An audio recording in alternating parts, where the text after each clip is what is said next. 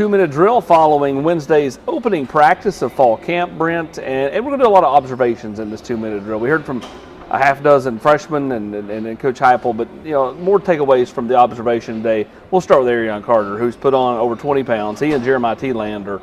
That linebacker room is dramatically different. Yeah, I think that's the biggest group. When you walk out on the practice field, everybody wants to go, who looks different, and a lot of guys have changed their body, had good summers. But when you talk about one position group that looks different than they've looked at any point in time since Josh Heupel and his staff have been here, it's the linebacker group. I mean, physically, you look at T-Lander, you look at Arion Carter, you're thinking upperclassmen, not freshmen. Both those guys put on nearly 20 pounds since spring practice.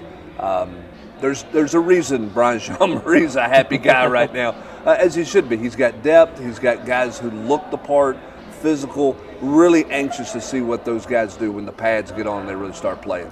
Now, let's stay on the defensive side of the ball, and let's talk secondary. The safety spot, can Jordan Thomas push a guy like Tank McCullough? Kind of where are they at in the back end? What about at corner with Gabe Julie Lally and Danico Slaughter and Kamal Haddon and all those guys and bodies in the secondary? Yeah, I think that's, Ricky Gibson's got a lot of skill and talent. Jordan Matthews had a pick out there when we were out there. Where are those guys at? Again, that's an area where you've got a lot of competition, which should be fun to watch and should be, fun to see what happens. You've got some guys with experience like a Warren Burrell. He's back. Where is he at right now? Judy Lawley, as you mentioned. And then I think the other thing to take away, too, and this was from yesterday in talking with Danico Slaughter. Danico Slaughter is a corner and is comfortable as a corner, as a boundary corner, playing that short side because he feels like he can get downhill in the run game and still play in that area he's most comfortable with. It looks like he's locked in a corner. I know we've talked some in the summer about, do they maybe move some guys around there? Could they move him to safety? I think he's staying at corner. He certainly thinks he is, which only creates more depth at the corner position, makes the safety spot a little bit interesting as well. We talk about the depth at those two positions. I'll talk about the lack of depth at tight end. Mm-hmm. Now, Ethan Davis was told he had a phenomenal catch today in practice. Again, it's T-shirts on T-shirts. But, again, there are some playmakers there at that tight end spot, but they're thin at that position. Now, they are, and they're going to have to stay healthy. This looks like it's going to be a Jacob Warren, Colin Castles, Ethan Davis.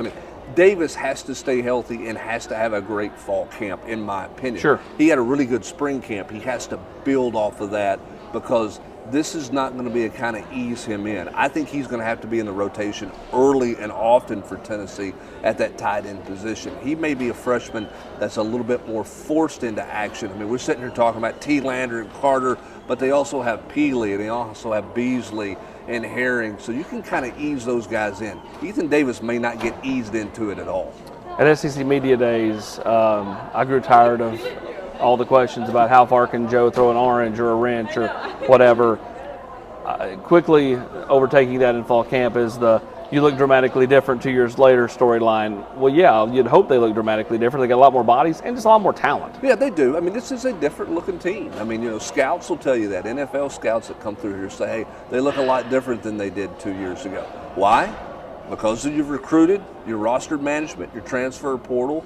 You're also consistency in the weight room and the continuity you've had with your strength staff. There's a lot of things that are supposed to happen when growing a program that was, that had lost 30 players when you arrived. So this should look like a different football team. It does. Now, the question is, what do they do when they get the pads on? How do they start to answer those questions? I thought one of the more interesting things today, I saw Gerald Mincy more at left tackle than I did right tackle getting work while we were out there. So is that J.J. Crawford, Dane Davis at right tackle with Mincy and Campbell at left? Are they really going to, when you get into fall camp more, they're going to start crossing guys up and flipping sides with some guys? That'll be something to watch here in the next 10 days or so. Full videos of Josh Heupel's complete comments. They're all up at Volquest.com. Grant Ramey with everything Josh Heupel said.